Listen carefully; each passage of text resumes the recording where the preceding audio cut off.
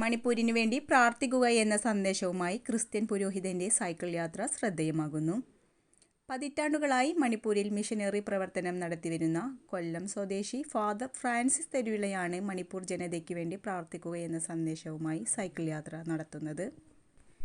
ജനുവരി 1 കന്യാകുമാരിയിൽ നിന്ന് തുടങ്ങിയ യാത്ര ജനുവരി 9 മാംഗ്ലൂരിൽ സമാപിക്കും. മണിപ്പൂരിൽ നടക്കുന്ന കലാപം വർഗീയ കലാപമല്ലെന്നും മേദായ് കുക്കി വിഭാഗങ്ങൾ തമ്മിലുള്ള ഭൂപ്രദേശങ്ങൾക്ക് വേണ്ടിയുള്ള തർക്കമാണെന്നും ഫാദർ ഫ്രാൻസിസ് പറയുന്നു. എൻ്റെ പേര് ഫാദർ ഫ്രാൻസിസ് തെരുവിള, സ്വദേശം കൊല്ലം. പക്ഷേ 12ാമത്തെ വയസ്സിൽ ഞാനങ്ങ് മണിപ്പൂരിലേക്കും നോർത്ത് ഈസ്റ്റിലുള്ള സംസ്ഥാനത്തിലേക്കും ഒരു മിഷണറിയായിട്ട് ജോലി ചെയ്യാൻ പോയിട്ടുണ്ട്. ഈയിടെയായിട്ട് പല കലാപങ്ങളും മണിപ്പൂരിൽ വന്നിട്ടുണ്ട്. പ്രത്യേകിച്ച് ഇപ്പോൾ മൈത്തേയ് കുക്കി എന്ന് പറയുന്ന 2 ജാതികളുടെ ഇടയിലുള്ള സംഘർഷം. ഇത് ഒരു മതത്തിൻ്റെ പേരിലല്ല, ജാതിയുടെ പേരിൽ മാത്രം.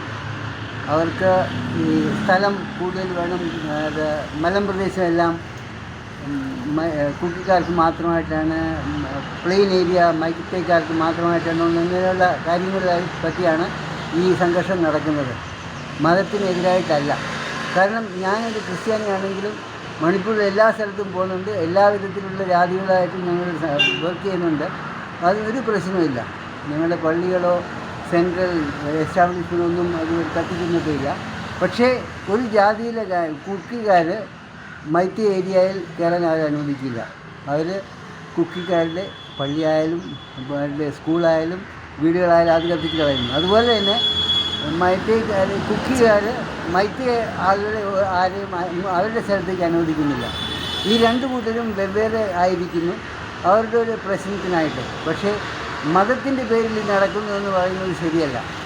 കുറേ പേരെങ്ങനെ ഞാൻ പറഞ്ഞിട്ടുണ്ടോ, ഈ ക്രിസ്ത്യാനികൾക്ക് ഹിന്ദുക്കൾക്കെതിരായിട്ടാണ്, ഹിന്ദു ക്രിസ്ത്യാനികൾക്കെതിരായിട്ടാണ് എന്ന് പറയുന്നെങ്കിലും എൻ്റെ എക്സ്പീരിയൻസിൽ ഞാൻ അവിടെ ഈ നാളുകളെല്ലാം ഉണ്ടായിരുന്നു.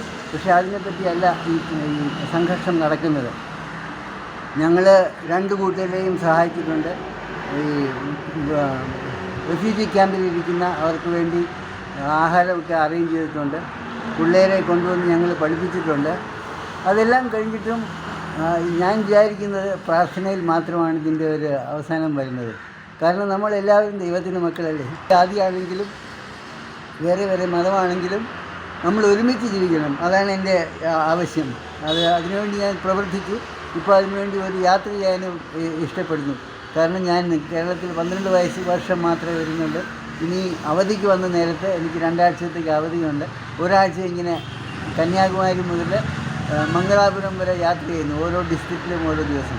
അതിൻ്റെ ഇവിടെ എഴുതിയിരിക്കുന്നത് പോലെ പ്രേ ഫോർ മണിപ്പൂർ, മണിപ്പൂരിന് വേണ്ടി പ്രാർത്ഥിക്കുക. 3 കാര്യങ്ങൾക്ക് വേണ്ടി: integration, piece and love. Integration എന്ന് വെച്ചാൽ നമ്മളെല്ലാവരും ഒന്നാകാനായിട്ട്, പീസ് നമ്മുടെ ഹൃദയത്തിലും നമ്മുടെ ലോകത്തിലും എല്ലാം ശാന്തി വരാനായിട്ട്, എന്നിട്ട് സ്നേഹം. ഈ ഒരുമ, ശാന്തി, സ്നേഹം ഇതുണ്ടെങ്കിൽ എല്ലാം ശരിയാകും. അതിനുവേണ്ടി ഞാൻ പ്രാർത്ഥിക്കുന്നു, അതിനുവേണ്ടി ഞാൻ ജീവിക്കുന്നു, അതിനുവേണ്ടി നിങ്ങളെ എല്ലാവരെയും ക്ഷണിക്കുന്നു. എല്ലാവരും ദൈവത്തിൻ്റെ മക്കളാണെന്നും അതിനാൽ ഇരകൾക്ക് വേണ്ടിയുള്ള പ്രാർത്ഥന എല്ലാവരുടെയും കടമയാണെന്നും സമൂഹത്തെ ബോധവൽക്കരിക്കലാണ് തൻ്റെ യാത്രാ സന്ദേശമെന്നും ഫാദർ പറഞ്ഞു. ഈ മാസം 9 യാത്ര അവസാനിക്കും. Reporter media scan.